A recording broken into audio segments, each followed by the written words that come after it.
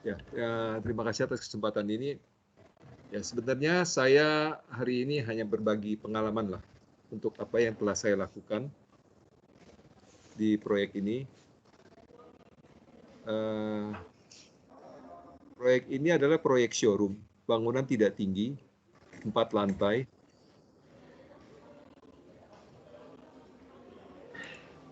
Bangunan ini bangunan 4 lantai.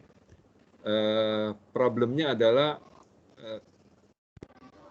lokasi lahan ini berada di daerah komersial, yang dimana harga tanah lumayan tinggi, sementara tanahnya berlereng. Jadi kalau saya bisa bantu perlihatkan kondisinya,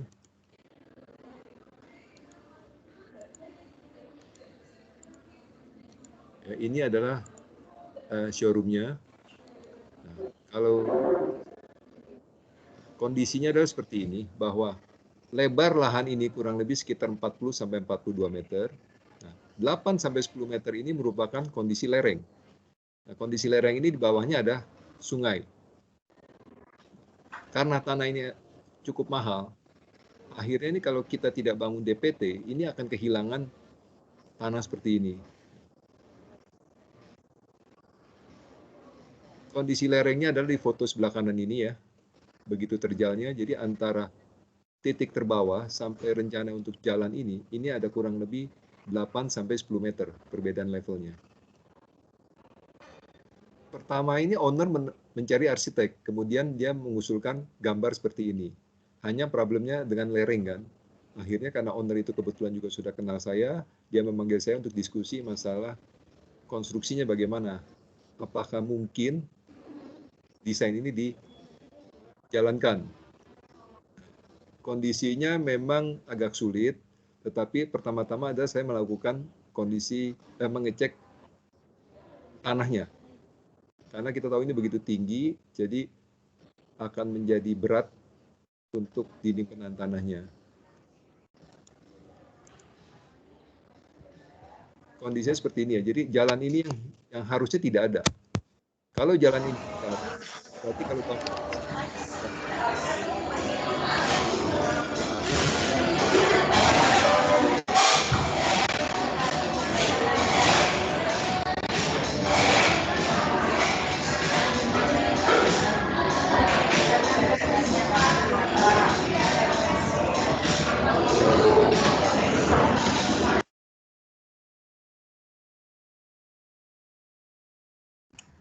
Iya, iya, sudah. Silakan Pak.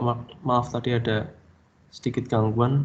Mungkin semua mahasiswa dan mungkin para dosen sekalian mungkin bisa di mute ya, supaya tidak mengganggu, tidak ada suara masuk. ya. Ya. Jadi ini saya tekankan bahwa tanah atau lahan berkontur di lereng atau berlereng itu mengurangi efektivitas pemanfaatan lahan. Terutama untuk di daerah komersial yang dimana harga tanah tinggi, kita memerlukan DPT untuk meningkatkan penggunaan lahan. Bagi owner, ini merupakan tambahan biaya kan. Sehingga pada saat mengambil keputusan apakah konstruksi ini akan dijalankan atau tidak, owner akan memperhitungkan biaya konstruksi ini ditambah dengan biaya perolehan tanah mereka. Karena digabung itu akan menjadi biaya total perolehan tanah atau kepemilikan tanah. Nah, itu yang akan mereka bandingkan dengan harga tanah per meter persegi. Ngerti ya maksud saya? Jadi ditotalkan dulu biaya perolehan tanah awal, ditambah biaya konstruksi, kemudian dibagi total luas tanahnya, itu akan dibandingkan apakah masih wajar untuk diterima harga pasar. Kenapa mereka pertimbangkan itu? Karena mereka akan memikirkan kalau suatu saat tanah itu atau bangunan itu dijual dengan harga tanah yang sama dengan atau wajar di pasaran, apakah itu bisa diterima? Itu kenapa mereka mempertimbangkan total biaya konstruksi ini. Bangunan yang sudah dikerjakan adalah seperti ini. Bangunan ini sudah selesai dibangun, dimulai pada tahun 2017 selama 1 tahun. Ya, ini di tengah-tengahnya ada jalan layang tol ya. Nah, tadi sudah saya jelaskan problemnya adalah di sini. Berbicara DPT, saya mencoba mereview gaya-gayanya dulu supaya merefresh ya pengetahuan tentang konstruksi DPT. DPT ada gaya aktif, KA ya, KA tanah, aktif tanah. Kemudian ada gaya pasif tanah. Untuk kasus saya di proyek ini, kita tidak mempunyai gaya pasif. Kenapa? Karena itu persis di pinggir sungai. Dan muka air cukup tinggi, jadi ini KP-nya tidak ada. Jadi konstanta pasif tanahnya tidak ada. Sehingga dalam perhitungan waktu saya mendesain ini, saya hanya memasukkan faktor KA-nya saja. Nah, kemudian untuk selanjutnya kita melihat kemungkinan kegagalan dalam suatu dinding penahan tanah. Yang pertama adalah overturning, yaitu dia terguling karena tidak stabil ya.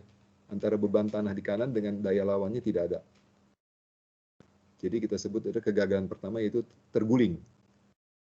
Kegagalan kedua yang mungkin itu adalah sliding, bahwa dia bergerak secara horizontal.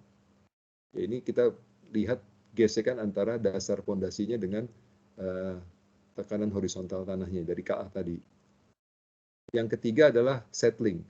Settling itu daya dukung tanah pondasi untuk konstruksi DPT ini tidak kuat. Nah, ini yang menjadi pertimbangan saya. Kenapa? Karena tanah ini berada di pinggir sungai, bantaran sungai. Ya, itu menjadi salah satu poin pertama untuk pertimbangan saya pada saat perhitungan ini. Untuk proyek ini saya melakukan desain, build, sama konstruksi ya. Desainnya arsitek oleh orang lain, sementara untuk konstruksi dan lain-lainnya itu dipercayakan ke saya. Jadi pada saat arsitek itu memutuskan untuk melakukan ini, nah ini saya sudah mulai mereview atau memperhitungkan gaya-gaya yang mungkin terjadi. Pemikiran pada saat itu ada dua jenis konstruksi yang memungkinkan, yaitu dengan cantilever wall yang biasa menggunakan konstruksi beton atau menggunakan gravity wall. Gravity wall ini akan tidak efektif. Kenapa? Karena saya punya perbedaan tinggi itu 9 meteran. 9 sampai 10 meter. Jadi kalau saya pakai gravity wall, rasanya sangat tidak efektif, costly ya, terlalu mahal. Akhirnya saya putuskan menggunakan cantilever wall dari konstruksi beton. Cantilever wall sendiri ini juga ada dua tipe yang sempat saya pertimbangkan, yaitu cantilever biasa dan dengan counterfort. Dengan berbagai pertimbangan dan perhitungan, akhirnya saya pilih counterfort. Tujuannya untuk memperkaku dan mungkin lebih menghemat biaya, karena ada struktur pengaku. Ya mungkin masih ingat kali ya, para mahasiswanya untuk counterfort sudah sering dibahas ya di perkuliahan. Perbedaannya adalah yang pada saat counterfort yang saya pilih, itu sisi pengakunya, ini sirip-sirip pengaku itu tidak berada di luar tanah, tetapi saya masukkan di dalam tanahnya. Sehingga kalau dari sisi luar, itu terlihat dinding polos saja. Padahal di balik dinding itu atau tertimbun tanah, ini ada sirip-sirip pengakunya. Jenis ini yang akhirnya saya pilih. Saya sambil mencari literatur, nah, kurang lebih bentuknya seperti ini. Tipe ini yang saya terapkan di proyek saya. Ini saya pertama-tama saya mengidentifikasi masalah, yaitu kondisi tanah banyak air karena berada di pinggir sungai. Kemudian konstruksi DPT ini kan sudah diputuskan dibuat dari beton, sehingga memerlukan waktu untuk pengeringan. Kalau airnya tinggi, permukaan airnya tinggi, itu kita tidak mungkin melakukan proses pengerasan beton ya. Itu yang menjadi pertimbangan kedua. Yang ketiga, karena itu di pinggir sungai, dasar tanah atau untuk pondasinya itu kurang baik. Ini yang kita khawatirkan dengan kegagalan secara settling tadi ya. Tanah di ujung pondasi itu akan turun. Itu yang menyebabkan kekhawatiran lah. Saya berpikir, saya berdiskusi dengan beberapa orang, akhirnya mengambil suatu kesimpulan dengan melakukan ini. Metode konstruksi yang kita usulkan adalah menaikkan permukaan dasar pondasi DPT itu 1,5 meter atau 2 meter di atas muka air. Nah, setelah itu kita lakukan pemancangan sepanjang bantaran sungai tadi, sehingga pondasi untuk DPT itu naik di atas muka air. Hambatan-hambatan tadi yang pertama adalah untuk proses pengerasan beton, dan untuk daya dukung itu bisa terselesaikan. Jadi secara skematiknya saya usulkan seperti ini.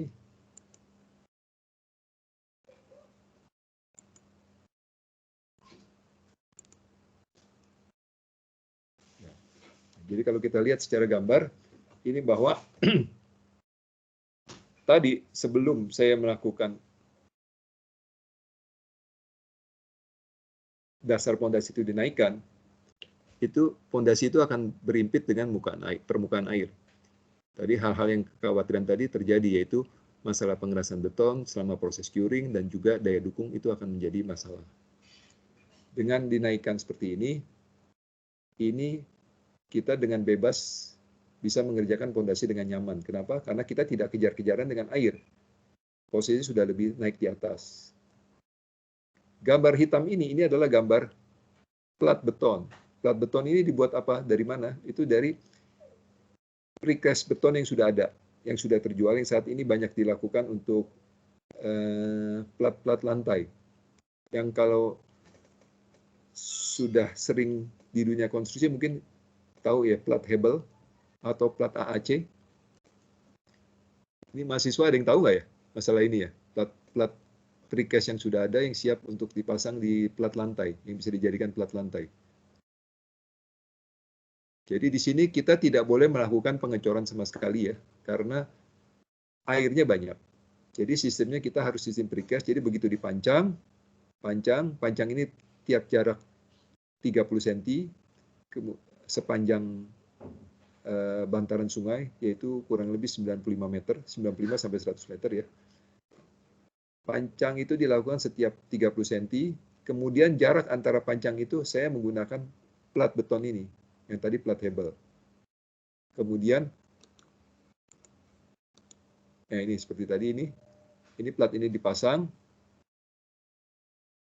kemudian diuruk. Ya, jadi dia sekaligus untuk mengganjal supaya tanahnya tidak masuk ke dalam sungainya. Setelah itu baru kita melakukan konstruksi di atas. Dengan kondisi itu kita akan bekerja dengan tenang, maksudnya, dan kita bisa mengikuti prosedur umum ya, karena tanahnya sudah kering, bebas dari air.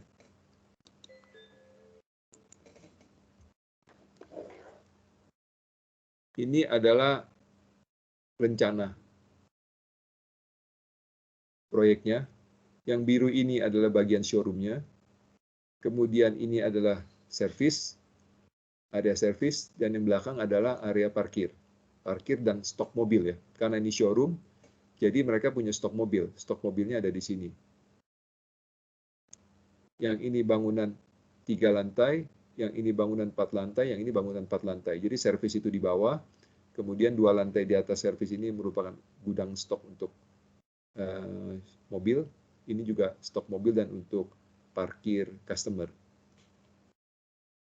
Sisi ini yang saya lakukan pemancangan. Jadi sungainya ada di sisi sini. Dan nanti akan saya perlihatkan foto-fotonya supaya punya suatu bayangan ya.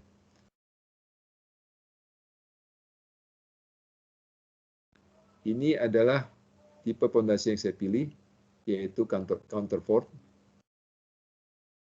Kalinya di sisi sini, sehingga kalau dari sisi luar itu tampak bersih dinding rata. Counterfortnya ada di sebelah kanannya. Jadi counterfort ini akan tertutup oleh tanah. Ini ada 2 potongan, ini satu potongan yang persis mengenai dinding pengakunya, sementara ini potongan 02 yang tidak memotong pas di sirip. ini dia. Ini saya sajikan. Jadi kalau dari sisi kali, ini akan seperti ini. Ini adalah tiang panjang yang saya lakukan di setiap 30 cm. Ya, sepanjang bantaran sungai, dari depan sampai belakang. Nah, setelah itu, saya uruk nih, tanah ini ke bawah. Ya, ini jelas di sini nih. Tadinya di bawah sini, kemudian saya pancang, saya kasih plat, saya uruk. Pada saat pengurukan ini sudah di atas permukaan air. Jadi, aman. Pancang ini sekaligus juga sebagai pondasi untuk DPT. Kenapa? Tadi kan salah satu kegagalan dari DPT yang mungkin adalah settling ya. Bahwa daya dukungnya tidak kuat, akhirnya dia penurunan dan terguling. Dengan adanya pondasi pancang ini sekaligus menjadi penahan untuk DPT. Jadi dua masalah teratasi, yaitu dengan menaikkan permukaan tanah, air tidak mengganggu proses pekerjaan kita. Kedua, daya dukung tanah meningkat karena duduk di atas pondasi tiang panjang. Ini pondasi untuk apa yang di belakang ini? Ini adalah pondasi untuk mencegah sliding. Jadi pada saat dia sliding, ini akan ditahan oleh tiang panjang segitiga ini. Tiang panjang segitiga ini tidak berada tidak sejarak 30 cm, tetapi kalau kita lihat, nah, panjangan segitiga itu hanya ada di sini, di setiap belakang sirip. Kenapa? Karena perilaku si DPT ini itu akan menjadi seolah-olah jadi freestanding kolom, itu akan terkonsentrasi, diasumsikan kolom ini akan terguling sendiri kan. Jadi yang perlu dipasang untuk slidingnya adalah di sini. Ya, di sini. Kalau di sepanjang ini kan adalah pemancangan yang jaraknya 30 cm.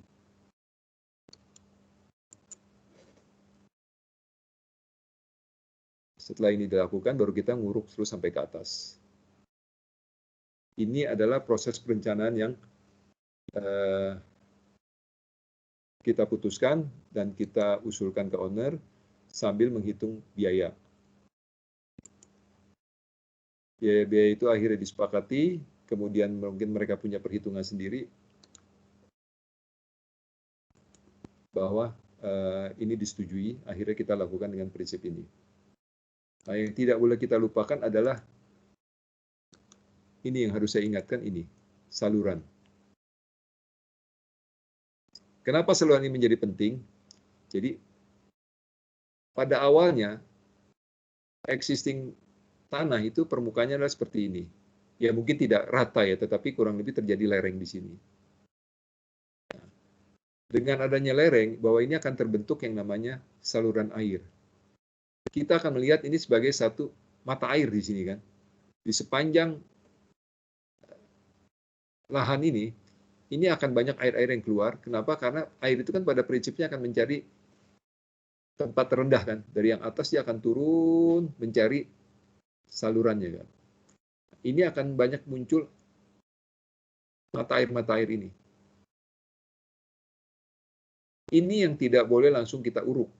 Kalau kita uruk langsung, ini beresiko. Kenapa? Karena dia akan terjadi seepage. Seepage yang akhirnya akan menjadi aliran-aliran air di tanah yang akan kita uruk nanti. Nah, seepage itu akan berupa menjadi piping-piping kan. Akhirnya menurunkan daya dukung tanah. Menurunkan daya dukung tanah, tekanan terhadap DPT akan membesar. Kenapa? Karena KA-nya menjadi kecil kan.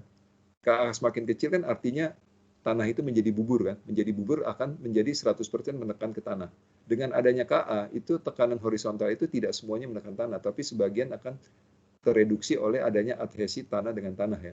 Tapi kalau pada saat ini ada air, yaitu yang saya bilang seepage dan ada timbul piping-piping di dalam tanah, itu daya dukungnya akan berkurang. Akibatnya terjadi kelongsoran. Kelongsoran itu menyebabkan 100% gaya horizontal tanah itu akan menekan dinding. Padahal dalam perhitungan kita mengasumsikan adanya faktor KA kan. KA itu mengurangi tekanan horizontal terhadap DPT. Ya, ini yang harus saya ingatkan bahwa ini sangat penting pada saat kita menguruk. Jangan dianggap tanah itu begitu kita tutup, kita uruk, mata air itu akan hilang. Tidak, dia akan terus memaksa. Kenapa? Karena ini kan ada tekanan hidrostatis kan, dari atas ke sungai. Nah, tekanan hidrostatis akan menekan terus. Menekan akan terus mencari celah untuk sampai ke sungai. Itu yang kita sebut seepage kan. Nah, seepage itu yang kita khawatirkan akhirnya nanti kelongsoran. Itu yang cukup menjadi perhatian selain tadi daya dukung tanah untuk DPT-nya sendiri. Jadi selain konstruksi DPT, proses pengurukan ini yang harus kita pikirkan adalah saluran ini. Prinsip saluran ini adalah mempermudah jalan air kan, mempermudah jalan air dari atas untuk teralirkan sampai ke sungai. Prinsipnya hanya itu. Jadi kalau tanah itu dipadatkan, dia akan sulit kan untuk melewati kan karena terlalu padat. Dengan kita pasang suatu pipa atau dikasih material granular ya, granular yang berpori, kemudian baru kita uruk tanah. Air itu akan terjebak di saluran ini. Kemudian dari saluran ini kita alirkan ke sungai. Ini dilakukan sepanjang, jadi pembuatan saluran ini sepanjang sisi tebing, sepanjangnya, jadi sepanjang mungkin kurang lebih sekitar 95 meter. Kalau pipa atau buangan saluran sudetannya ini per 3 meter atau per 5 meter, yang penting aliran air di sini bisa mengalir dengan mudah ke sungai. Biasanya kita lapisi dengan geotekstil dulu, kemudian kita isi granular material, baru kita tutup geotekstilnya dan diuruk. Jadi jangan sampai tanpa menggunakan geotekstil, ini bahayanya adalah butiran tanah akan mengisi ke granular. Akhirnya granular ini menjadi padat juga kan. Begitu dia padat, ini akan sulit untuk air merembes. Ya, itu kuncinya. Sampai di sini jelas atau ada pertanyaan? Ini gimana Pak Johan? Saya akan terus bicara sampai ada pertanyaan atau bisa di stop di tengah kalau ada pertanyaan? Ya, umumnya diselesaikan dulu Pak Mark. Jadi nanti di akhir akan ada sesi tanya jawab yang mana kita bisa sekalian diskusi nanti di belakang. Oke. Nah, ini saya coba menggambarkan proses pelaksanaan konstruksinya ya, dari rencana tadi, dari gambar-gambar rencana, kemudian saya coba simulasikan dengan ini. Ini adalah kondisi awal tanah. Kemudian saya lakukan cutting pertama dari posisi atas dengan menggunakan ekskavator. Untuk apa saya melakukan ini? Ini adalah untuk melakukan akses jalan untuk panjang. Kalau dari atas itu tidak mungkin kita panjang karena terlalu tinggi. Dan alat beratnya juga takut terbalik. Jadi saya membuat satu step seperti ini sehingga dia bisa berjalan di sini. Setelah akses ini dibuat, dilakukanlah pemancangan. Ya, pemancangan ini yang kita naikkan 1,5 sampai 2 meter dari permukaan air. Nah, selanjutnya ini yang saya bilang. Ini plat beton. Plat beton ini yang harus ada. Karena antara panjang dengan panjang itu ada celah 20 sampai 30 cm. Kalau kita tidak kasih kasih plat beton yang plat hebel tadi, ini nanti tanah yang diuruk butiran tanahnya akan masuk ke sini kan. Akhirnya juga tidak bisa padat dan bisa longsor. Setelah plat beton ini saya pasang, baru saya uruk. Nah, ini saluran dulu nih. Saluran ini tadi saya ingatkan ini tidak boleh lupa ya, untuk mempermudah air yang sudah ada di situ teralirkan dengan mudah ke saluran. Baru saya uruk. Ya. Setelah urukan ini selesai, berarti kita seolah-olah sudah tidak menemukan masalah apa-apa, kita bisa melakukan proses konstruksi seperti biasa. Karena apa? Air sudah teratasi, daya dukung tanah sudah ada karena ada pancam, kemudian pipa-pipa air juga sudah kita siapkan untuk penyaluran mata air tadi. Nah, selanjutnya adalah proses konstruksi biasa. Fondasinya dulu kita siapkan, kemudian dinding DPT ini dari ketinggian yang 9 meter tadi, saya tidak langsung nguruk sampai, tidak membuat cor langsung sampai ke atas, tetapi saya bagi 3 tahap, tujuannya apa? Untuk mempermudah pelaksanaan juga ya. Jadi kalau kita langsung tinggi, pertama kerjanya juga repot, kedua urukannya agak kurang sempurna. Dengan tahapan konstruksi seperti ini, diharapkan pengurukan akan menjadi lebih baik ya. Kita uruk sedikit-sedikit. Setelah selesai sampai urukan ini kan sudah rata, kita mulai lagi pengecoran berikutnya. Ya. Lalu kita uruk lagi sampai di level yang kita inginkan. Ya. Supaya kesempurnaan pekerjaan itu bisa didapatkan. Nah, ini saya mulai menjanjikan beberapa foto yang bisa menjadi gambaran ya. Tadi apa yang saya diskusikan dan yang saya sudah rencanakan, ini bisa terlihat dari foto-foto ini ya. Jadi ini adalah kondisi lereng existing.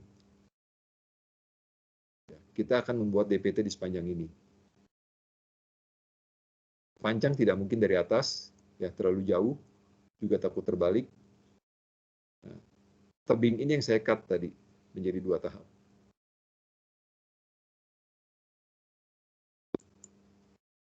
Ini gambaran dari atas, jadi saya ngambil foto dari flyover di atas.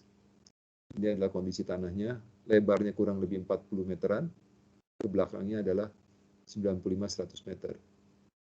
Ini kondisi DPT di bawah. Di sini sudah selesai ya, jadi ini sudah lagi persiapan untuk pengecoran dinding tahap pertama. Jadi panjang sudah selesai. Nah ini saya bagi 2 nih. Ini paling atas, ini trap kedua, ini trap ketiga. Jadi ada 2 trap. Tebingnya ini dari sini harusnya sampai langsung ke bawah sebenarnya ini. Ini saya sudah lakukan proses cutting untuk setelah selesai untuk untuk pemanjangan. Pemanjangan sudah selesai, ini lagi persiapan pengecoran dinding tahap pertama.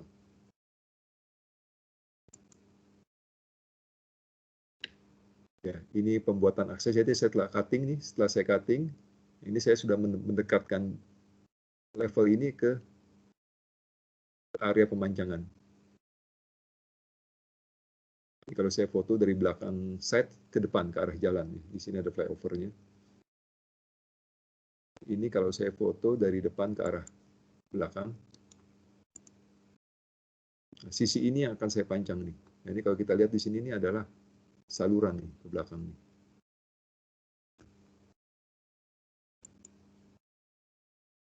Ini adalah mesin panjangnya. Kita pakai.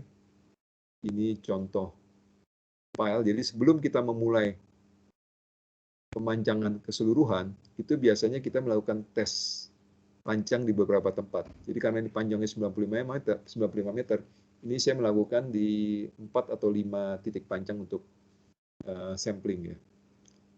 Tujuannya untuk apa? Untuk mengetahui kedalaman yang sebenarnya, apakah sudah sesuai dengan hasil penyelidikan tanah. Ya. Jadi di sini saya lakukan 2 kali pemanjangan ya. 5. Ini 1, kemudian di sebelah depan ada 1, nah ini juga ada 1 ya. Jadi apakah benar-benar penyelidikan tanah itu sudah sesuai dengan di lapangan. Lalu foto selanjutnya, nah, ini pengurukan setelah selesai dilakukan. Jadi ini sudah relatif kering untuk persiapan pondasi. Dinding ini bukan dinding DPT, tetapi ini adalah dinding pembatas lahan yang nanti akan dibuang. Ini bukan DPT ya, ini pembatas lahan aja awalnya dulu. Nah ini akan terlihat di sini. Nah ini adalah dinding ini nih. Ini dinding ini akan dibuang. Ini hanya pembatas lahan. Sementara yang namanya panjang tadi ini di sini nih, persis di sini.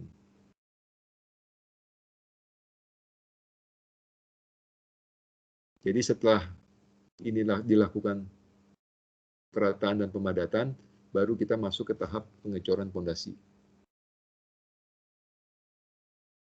Dari sini sampai terus ke belakang.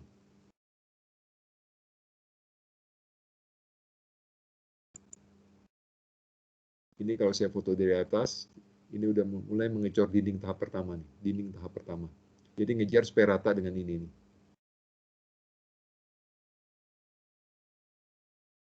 Kalau dari dekat, dindingnya adalah seperti ini. Ini dinding tahap pertama. Setelah selesai ini akan diratakan cor sampai di sini. Nanti dilanjutkan terus ke atas sampai tahap ketiga ya. Tadi di simulasi udah saya berikan ya. Ya, dari saya cukup sampai di sini. Mungkin ada pertanyaan, silakan. Ya, baik. Ya, terima kasih sekali Pak Mark. Ya, terima kasih sekali atas sharing dan presentasinya tentang bagaimana dinding penahan tanah itu dibuat ya. Nah, tapi kalau kita rangkum sedikit, sharing dari Pak Mark mencakup bahwa ya ini untuk mahasiswa khususnya, jadi rencanakan dinding penahan itu nggak hanya hitungan aktif pasif saja ya, tapi lebih kompleks ya. Tadi ada alasan tertentu kenapa kok dipilih tipe counterfort, kenapa kok harus pakai tiang pancang, dan pancang-pancang miring juga untuk ada pencegah sliding tadi di setiap sirip counterfortnya.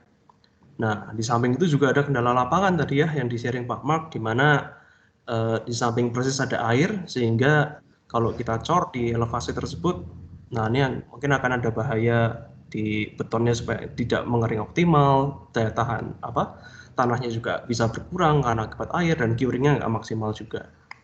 Nah, tadi juga ada untuk saluran air ya, ini penting sekali memang, jadi harus diperhatikan, tidak boleh lupa ya, jadi supaya tidak terjadi seepage yang akhirnya akan jadi piping dan tanahnya akan hilang daya dukungnya. Dan untuk penggunaan tekstil dan juga ada plat beton juga ya untuk mencegah butiran-butiran tanahnya masuk tadi.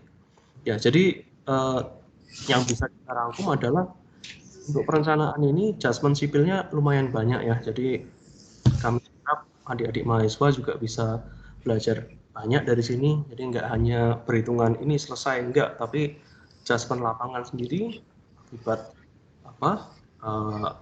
kondisi lapangan, nah itu memengaruhi banyak sedikit dari hitungan yang ada. Baik, terima kasih Pak Mark. Nah, untuk sesi selanjutnya kita masih, kalau sesuai jadwal, kita masih punya banyak sekali waktu ini Pak Mark dan juga adik-adik mahasiswa dan juga para dosen sekalian, karena terjadwal sampai jam 6 ya, tapi nanti kita lihat misal tidak ada pertanyaan ya kita akhiri lebih awal. Nah, oke, baik. Saya persilahkan untuk adik-adik sekalian, atau mungkin ada Bapak Ibu dosen yang ingin bertanya juga dipersilahkan. Halo Pak Mark. Ya, halo. Mau tanya Pak Mark. John Halo. ini. Pak John. Ya? Apa kabar Pak John? Ya, Pak John. Ya, gimana Pak? Ya, Pak John. Jadi ini Pak, itu tinggi ya, 9 meter ya Pak tinggalannya. Iya. DPT-nya. Iya. Dan teknologinya tadi kan tiang pancang yang tegak jarak 20-30 cm tadi dipancang dulu ya. Iya. Pancang kemudian dikasih precast konkrit ya. Iya. Pemenahan itu. Lalu yang saya tanyakan pada memancangnya tiang miring itu gimana? Tadi saya nggak lihat ya pada teknologi yang terakhir tadi, saya tidak lihat bagaimana memancangnya tiang miring yang diharapkan untuk menahan sliding tuh ya Pak Ahmad ya. Iya. Di gambarnya tadi kan ada tiang miringnya kelihatannya, tapi di saat itu kan nggak ada pada saat pelaksanaan tadi. Ya. Nah, ini saya coba tampilkan mesinnya Pak ya, mesin yang tadi ya Pak. Iya, jadi yang tiang miring tadi loh Pak. Ya, ini saya coba tampilkan yang gambar mesinnya dulu ya Pak. Ya.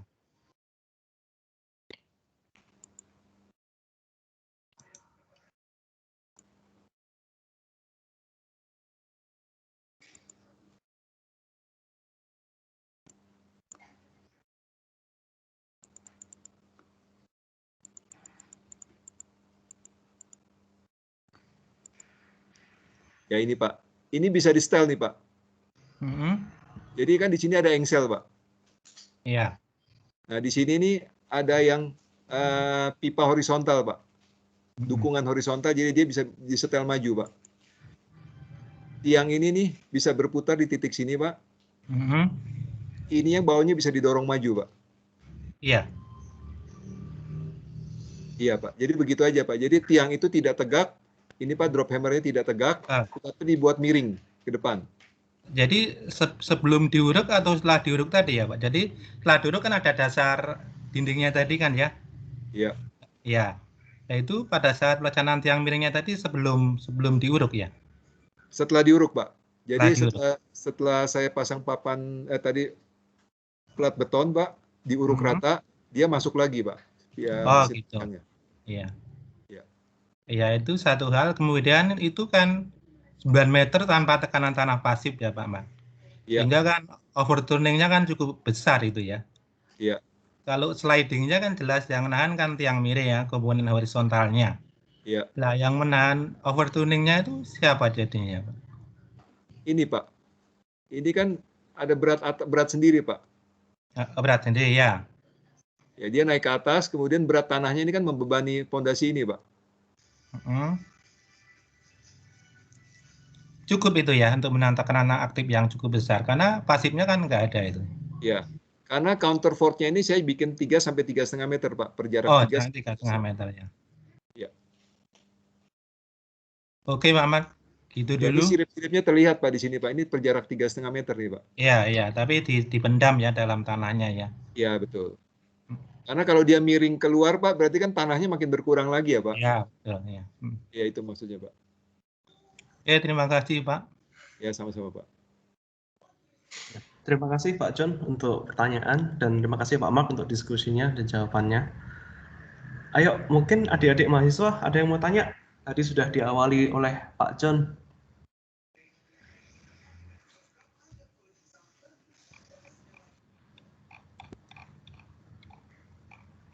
Mungkin belum kebayang kali ya pekerjaan di proyeknya seperti apa. Biasanya sudah cukup jelas tadi keterangannya tadi kan ada animasinya juga. Ya, biasanya malu-malu untuk bertanya. Ya, mari silahkan kalau ada yang bertanya bisa langsung saja. Itu ada yang raise hand. Ada yang raise hand. Sebentar. Ini Pak Luki ya. Saya aja deh yang Luki. Ya, Pak. Pak Mari Pak Luki. Selamat sore. Sore, Pak. Saya Luki, Pak Mas. Ya. Ada hal yang ingin saya tanyakan berkaitan dengan ini. Di belakang DPT itu kan tanahnya akan diuruk lagi ya, akan dipadatkan lagi ya Pak ya. Nah itu tentu saja kalau pemadatannya terlalu usahanya terlalu keras, tentu itu kan akan mendorong dinding juga ya nantinya ya. Itu pengaruh nggak Pak ke strukturnya kan? Tanah di belakang dinding kalau misalnya terlalu lepas ya, kepadatannya kurang, nanti tekanan aktifnya pasti akan tinggi. Tetapi kalau pemadatannya usahanya terlalu kenceng, itu bisa jadi malah membebani gitu. Nah itu caranya gimana itu supaya bisa memadatkan sesuai dengan kepadatan yang kita inginkan, tetapi tidak membebani struktur gitu. Pertama kan kita menjaga ini dulu Pak ya, menjaga si betonnya harus setting wajar Pak, 21 hari minimal ya Pak. Ya, kemudian tanah di situ Pak, jadi tanah-tanah yang menempel dengan dinding, itu saya minta tanah baru Pak, yang tanah merah. Yang dimana KA-nya itu besar. Tanah merah itu tanah pasir Pak? Atau tanah merah Pak, tanah merah itu tanah merah Pak. Kalau tanah pasir kan dia cenderung bisa longsor ya Pak. Ini tanah merah itu bisa agak tegak gitu Pak. Jadi, agak kelempungan ya berarti. Iya, jadi KA-nya kecil ya Pak. KA-nya kecil. KA-nya malah kecil. KA-nya kecil Pak. Ya. Kecil. Ya. Jadi yang berbatasan dengan dinding-dinding itu saya minta tanah baru. Kalau yang selebihnya itu boleh tanah yang apa adanya. Karena dia tidak menekan langsung Pak. Jadi memang daerah situ akan saya tinggalkan 1 meter terakhir Pak dari dinding sambil menunggu kering. Itu saya tidak uruk Pak di sisi yang dekat 1 meter sebelum dinding DPT-nya Pak. Nah itu nanti akan diisi oleh tanah merah yang tanah baru gitu loh Pak. Yang dekat dinding itu Pak ya? Iya. Jadi memang pakai tanah yang baru Pak di situ. Oke, ya. Terima kasih Pak. Ya, juga ini Pak, di daerah bawah agak aman. Kenapa? Karena kan KA dari tanah yang aslinya belum kerja ya Pak pada saat awal ya Pak? Belum. Ya. Ya, karena belum ada beban di atas ya Pak. Belum. Ya, jadi relatif kalaupun kita tekan itu masih jauh lebih kecil tekanannya dibandingkan kalau nanti benar-benar beban atas sudah berjalan ya Pak. Betul, pastinya. Iya. Ya, begitu Pak. Oke, iya, ya. Makasih. Ya Pak Mark, tadi yang di belakang dinding itu Ya. di atasnya untuk apa? Untuk jalan atau apa Pak Mark?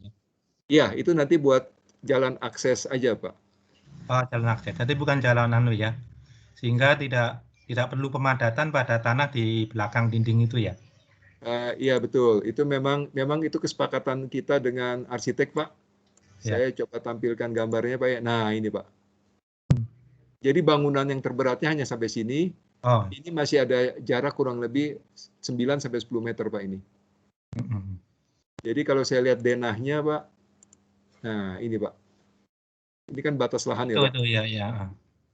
Ini bangunannya sampai di sini kolomnya Pak. Kolomnya sampai di sini, ini saya cantileverin 3 meter Pak. Karena untuk bisa masuk satu parkiran mobil nih. Jadi memang di sini tidak ada beban langsung, hanya mobilitas saja.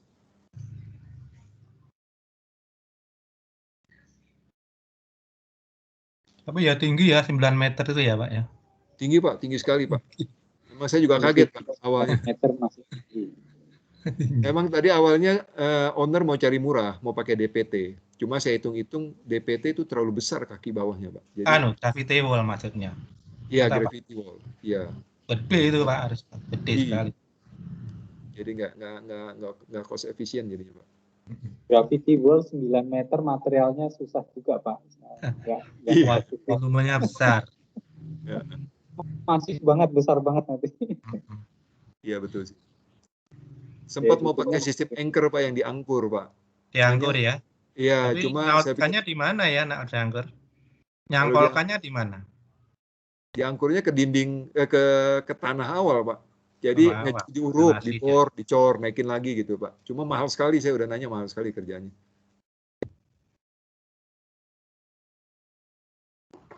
Kalau gravity paling 5 meter udah berat. Iya. Ya udah cukup besar ya Pak ya 5 meter ya.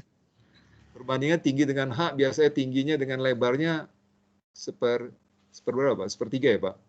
1/3 sampai setengah. Ya, setengah sampai seperti.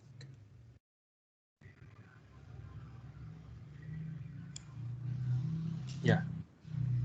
Baik, terima kasih Pak Luki, Pak John, dan Pak Mark yang sudah menjawab diskusinya.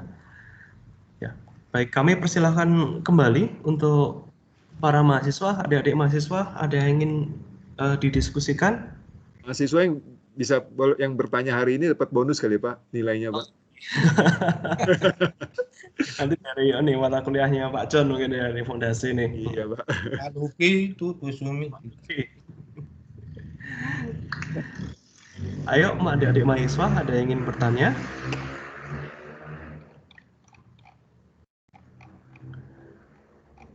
Ya mungkin belum terbayang sih ya situasi di proyeknya seperti apa Pak. Jadi iya. Memang kalau tidak lihat langsung inilah Pak, susahnya gitu ya Pak. Kalau mereka kerja praktek di proyek langsung mereka lihat, oh iya ya susah ya gitu ternyata. Ya, mungkin kalau nggak ada saya coba tanya sedikit aja Pak Mark untuk diskusi bersama. Tapi habis ini mungkin mahasiswa bisa lanjut tanya juga ya. Jadi ini Pak Mark, jadi tadi kan untuk fondasi sempat dinaikkan di atas elevasi muka air. Dan sehingga di bawah fondasi tersebut barulah ada tiang-tiang deretan tiang pancang yang ada selanya tiap 30 cm ya. Iya, betul. Nah, pertanyaan saya dua Pak Mark. Yang pertama adalah berarti yang sejajar dengan elevasi air itu adalah sudah tiang-tiang pancang tadi. Nah, apakah mungkin ada sungai kan biasa belok-belok, ada meandering, ada erosi dan sebagainya. Apakah mungkin nanti ke depan ada bahaya tererosi? Itu bagaimana kita bisa mengetahui itu ya? Itu yang pertama Pak Mark. Iya.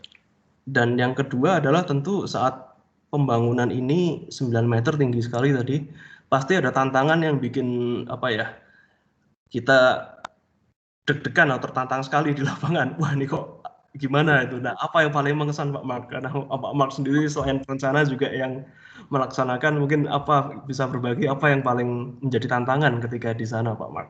Ya, Ya. mungkin Jadi itu Pak. Ya, saya jawab yang pertama, Pak. Kalau untuk Ya. erosi, saya pikir itu kan dengan kita kasih plat beton, saya harapkan plat beton itu kan cukup tahan terhadap erosi air ya, Pak. Karena kan untuk di bendungan pun kita menggunakan beton yang kita harapkan erosi itu relatif sedikit ya, Pak. Jadi itu saya agak tidak khawatir karena plat beton yang saya taruh di situ, Pak. Ya, untuk erosi ya, Pak. Jadi plat beton ya. Itu plat betonnya sampai elevasi air itu saja ya Pak Mark ya, atau sampai bawah-bawahnya juga ya? Itu sampai mungkin dari dasar sungainya itu saya turunin hanya 30 cm, Pak. Oh, dari dasar sungai masih turun ya? Oke, 30 oke. cm. Ya. Oke, ya. Nah, kalau yang tantangan tadi apa Pak Mark? Mungkin bisa sharing kepada kami dan mahasiswa ini. Kalau tantangannya Pak untuk yang showroom ini kan showroom mobil Honda Pak, cukup besar. Dan itu juga sempat lagi itu kan kita diskusi dipanggil ke Hondanya Pak di HPM. Kita itu harus ya mempresentasikan lah desain kita ini. Nah itu karena dia juga tidak mau sampai ada apa-apa dengan showroomnya kan nanti kan. Walaupun ini yang punya investor gitu kan Pak ya. Tapi kita harus menjelaskan juga mempresentasikan ke Hondanya Pak, Honda pusatnya Pak. Yaitu buat saya ya menarik aja gitu Pak, karena cukup kaget juga mungkin si Hondanya gitu Pak ya, sampai dia minta dipresentasikan itu bagaimana sampai bisa seperti itu. Ya. Jadi tantangannya lebih ke menyampaikan metodenya tadi ya Pak ya, kepada owner ya. Kalau di lapangan sendiri tidak ada kendala yang ini Pak, yang mengesan gitu Pak di lapangan. Mungkin ternyata ada ini atau ternyata nggak bisa buat ini begitu. Kalau secara teknisnya memang kita sudah diskusi dan saya juga sudah berbicara dengan pelaksana di lapangan, tidak ada kekhawatiran atau kendala yang terlalu berarti lah. Mungkin hanya hujan sih Pak, hujan aja. Pada saat hujan itu air tanah naik gitu kan. Nah memang kita waktu itu mulainya mendekat akhir-akhir tahun sih Pak waktu itu ya. Sehingga lagi agak tinggi juga musim hujan, jadi permukaan air turun naiknya cukup banyak. Sehingga dengan panjang yang 100 meter itu kita kadang-kadang terhenti. Pada saat air masuk, kita nggak bisa kerja apa-apa sebelum pengurukan selesai kan. Itu kan 95 meter mungkin kita bisa kerjain sampai 2 bulan Pak. Jadi pengurukan, baru kita nguruk 20 meter, hujan, airnya naik gitu kan Pak. Nah yang sudah kita uruk sebagian ya udah kita stop, tapi ke belakang kita nggak bisa kerja, tunggu muka airnya turun lagi kan Pak, turun lagi baru kita pasang plat beton, kita uruk gitu kan Pak. Masalahnya di situ Pak. Ngerti ya Pak maksudnya Pak ya? Iya. Jadi ini ya Pak ya, terkendala hujan tadi ya, air. Iya, betul. Ya. Memang hambatannya di sini di muka air Pak, karena ya itu turun naik muka air, pengecoran kita harus lakukan kan, kalau kita tidak naikkan pondasinya itu jadi lebih repot lagi Pak. Kita udah selesai ngecor, nggak taunya kena air gitu kan, hancur semua gitu kan Pak. Iya betul. Ya. Baik, oke, terima kasih Pak Mark untuk jawabannya. Ya. Baik, saya buka lagi untuk adik-adik mahasiswa.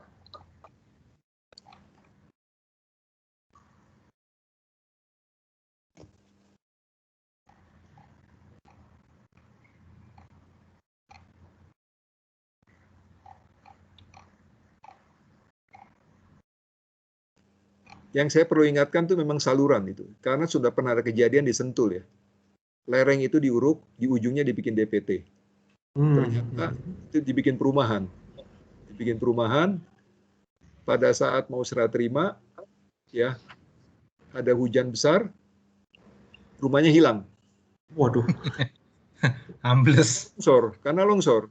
Ternyata setelah dibuka ya itu banyak piping di bawahnya. Banyak piping. Jadi dibuat kayak semacam resort ya, memang agak belereng. Di bawah dibikin DPT, terus dibuat kayak terasering dibikin lagi DPT. Tapi diuruk tuh, tanpa ada treatment saluran air ini. Yaitu akhirnya hilang rumahnya.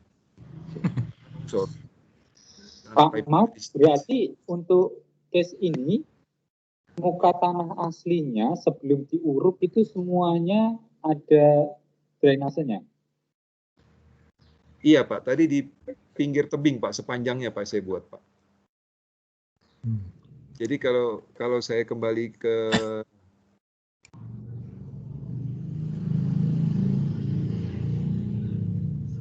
ini Pak, di sini Pak. Itu ya, iya.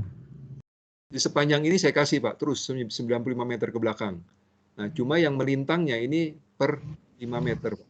3 atau 5 meter ini saya kasih. Yang atasnya nggak dikasih ya Pak ya? Yang miring itu sama yang datar atasnya berunda itu yang di atas tanah aslinya Yang di itu? sini, di sini. Iya, Ini enggak, Pak. Kalau yang di sini sih whip hole biasa ya Pak. Di sini sih tetap Pak. Kalau DPT ini biasa, ada air. Saya kasih lubang-lubang air Pak. lubang-lubang itu ya, pakai Ya. PVC gitu ya Pak ya? Iya.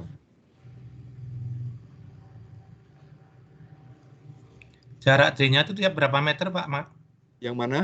Yang drain bawah itu berapa meter Ini ya. ke sana? Ini jarak. 3 sampai 5 meter Pak, per 3 sampai 5 meter. Kalau yang ini sepanjangnya Pak, sepanjang ke belakang dari depan. Iya. Lalu 95 meter itu pelaksananya per berapa meter ya panel-panelnya itu? Panel itu per 3 meter Pak. Panel meter. per 3 meter Pak.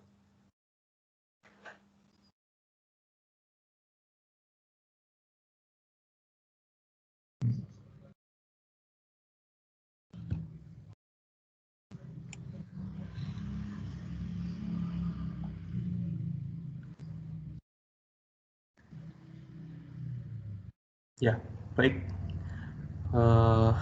Mungkin ini terakhir kita coba buka sekali lagi ya Pak Mark. Mungkin adik-adik mahasiswa apakah ada yang tanya?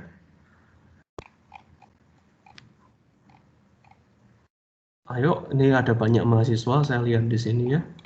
Ada berapa orang ya mahasiswanya? Banyak nih Pak. Seberapa? Banyak. Siapa? Alvin mungkin? Atau siapa? Ada yang mau tanya? Dayanara? Edo Hans? Ada banyak di sini.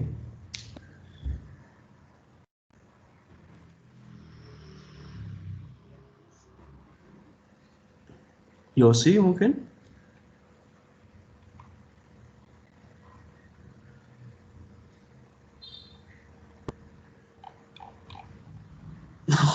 Diam semua ya. Ya mungkin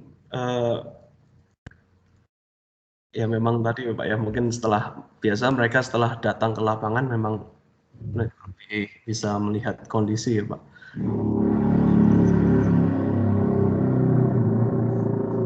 Ya kalau begitu kita bisa cukupkan di sini ya. Ya, kita bisa cukupkan di sini karena sudah tidak ada pertanyaan lagi. Sekali lagi ya kami ucapkan terima kasih banyak untuk Pak Mark sudah mau mengisi sesi KP alternatif ini. Ya, saya rasa ilmunya ini sungguh sangat berharga sekali bagi adik-adik mahasiswa dan bagi kita semua supaya sekarang jadi lebih mengerti tentang tindik penahan tanah ya. Gitu. Ya. Mudah-mudahan berguna Pak. Ya, saya rasa berguna sekali untuk adik-adik mahasiswa tentunya. Gitu.